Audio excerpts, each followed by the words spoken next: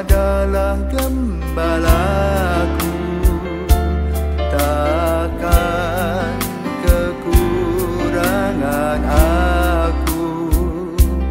Ia membaringkan aku di padang berumput hijau.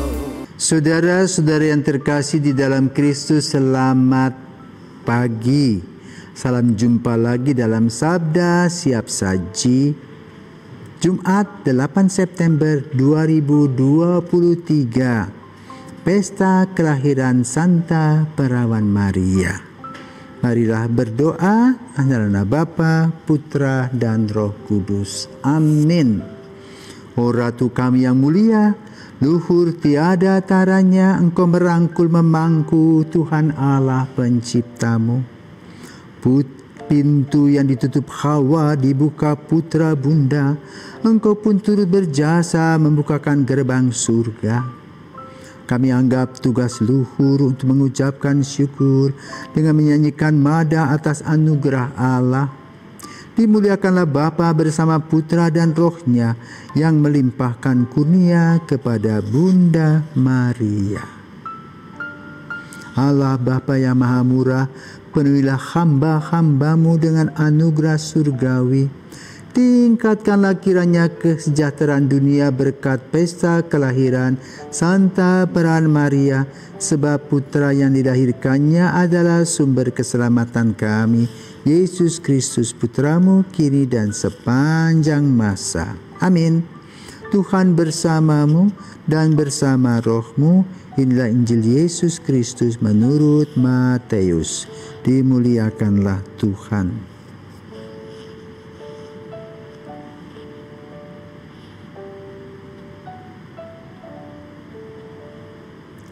Kelahiran Yesus Kristus adalah seperti berikut. Pada waktu Maria ibunya bertunangan dengan Yusuf, ternyata ia mengandung dari Roh Kudus sebelum mereka hidup sebagai suami istri. Karena Yusuf suaminya seorang yang tulus hati dan tidak mau mencemarkan nama istrinya di muka umum, ia bermaksud menceraikannya dengan diam-diam. Tetapi ketika ia mempertimbangkan maksud itu, malaikat Tuhan nampak kepadanya dalam mimpi dan berkata, "Yusuf, anak Daud, janganlah engkau takut mengambil Maria sebagai istrimu, sebab anak yang di dalam kandungannya adalah dari Roh Kudus. Maria akan melahirkan anak laki-laki dan engkau akan menamakan dia Yesus, karena dialah yang akan menyelamatkan umatnya dari dosa mereka." Hal itu terjadi supaya genaplah yang difirmankan Tuhan oleh Nabi, "Sesungguhnya anak darah itu akan mengandung dan melahirkan seorang anak laki-laki, dan mereka akan menamakan dia Immanuel," yang berarti Allah menyertai kita. Demikianlah sabda Tuhan, terpujilah Kristus. Saudaraku terkasih dan para pisauan, selamat pagi. Hari ini saya mengucap syukur kepada Tuhan, khususnya kepada Tuhan Yesus yang telah menyembuhkan saya dari kanker prostat. Hari ini adalah tahun ke-13. Kalau tidak, saya tidak bisa. Kalau misalnya sudah harus pergi, saya tidak bisa bertemu Anda dalam Sabda Siap Saji. Maka sebagai tanda ucapan juga terima kasih kepada Yesus, pada tanggal 8 September juga merupakan kelahiran dari Sabda Siap Saji yang dilaksanakan setiap hari. Sekarang mari kita menuju pada pesta kelahiran Bunda Maria. Ada dua hal yang saya ingin sampaikan. Yang pertama secara biblis dulu. Kenapa kok hari ini kita merayakan kelahiran Bunda Maria? Siapa yang tahu lahirnya Bunda Maria tanggal 8 September? Soal tanggal sih boleh berapa saja, kapan saja. Tapi yang de facto yang paling penting adalah Maria itu betul-betul lahir dari Anna dan Yoakim. sebagai putri tunggal, lahir di Nazaret. Lalu kenapa kok urusannya dalam Injil hari ini dibacakan tentang keturunan Yesus, anak Daud, anak Abraham, sampai pada Yusuf, suami Maria. Nah, inilah saudaraku terkasih, sistematika yang dibangun oleh gereja untuk sadar bahwa kita itu punya keturunan, punya nenek moyang. Itu digambarkan menurut versi Matius, mulai dengan Abraham, bapak beriman, sampai pada Yusuf, suami Maria. Jadi turun-temurun adalah orang-orang yang beriman. Dan dari keluarga beriman itulah Maria lahir. Kemudian digambarkan di dalam Injil pada hari ini, siapakah sosok Maria, apa yang dialami dan dilakukannya, yaitu melahirkan Yesus.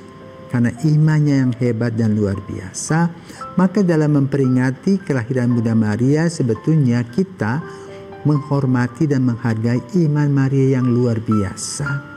Walaupun ada juga kelompok-kelompok yang menghina Maria, artinya bahwa kenapa toh gereja Katolik menyembah Maria? Bukan, kita ini berdoa bersama Maria kepada Yesus. Maria membantu kita dalam doa-doanya. Ya, itu ya saudara-saudaraku terkasih, bukan menyembah berhala. Kita bersyukur ada sosok Maria. Coba kelompok-kelompok itu, kalau tidak ada Maria, apakah Yesus ada enggak? Apakah ada sekarang pewartaan tentang Yesus yang dikabarkan itu tanpa Maria? Enggak ada. Maka paling kurang hormati dan hargai. Jangan suka berkatakan menggeser Maria, melengsarkan Maria, bahkan anggap Maria itu bukan siapa-siapa. Maka kita bersyukur kembali, kita tidak usah bicarakan tentang orang lain. Kita kembali kepada iman kita, iman Katolik yang menghargai bagaimana Tuhan telah memilih Maria. Maria juga menjawab dengan ya, klop. Maka terjadilah keselamatan, sejarah keselamatan di mana Yesus lahir menjadi sang juru selamat kita. Dan banyak sekali apa-apa yang dibuat oleh Yesus. Penyembuhan-penyembuhan, kekuatan-kekuatan iman, kemartiran, ya. Bahkan dari Yesus ini dunia itu menjadi maju karena apa? Dasar dari pewartaan Kristus adalah Yesus yang wafat, Yesus yang bangkit, Yesus menyelamatkan, yang kita kenal sebagai kerigma, yang melahirkan diakonia, pelayanan dalam kesehatan dan pendidikan serta pastoralia, ada paroki-paroki, ada sekolah-sekolah, ada klinik dan rumah sakit. Kita juga kenal hierarki kepemimpinan organisatoris gereja ini. Paus, kardinal, uskup, imam, para biarawan, biarawati, awam, umat. Kita juga kenal tentang ajaran yang diungkapkan dalam kredo aku percaya. Kita juga kenal kesaksian orang-orang yang luar biasa, itu para kudus yang kita kenal menjadi martir karena mereka saksi seumur hidup. Itulah karena Kristus yang telah memberikan contoh, dia disalibkan dan bangkit pada hari yang ketiga. Maka kita bersyukur untuk kelahiran Bunda Maria, karena tanpa Maria sejarah keselamatan pasti berbeda, tidak seperti saat ini. Yang kedua, saya ingin men-sharingkan pengalaman.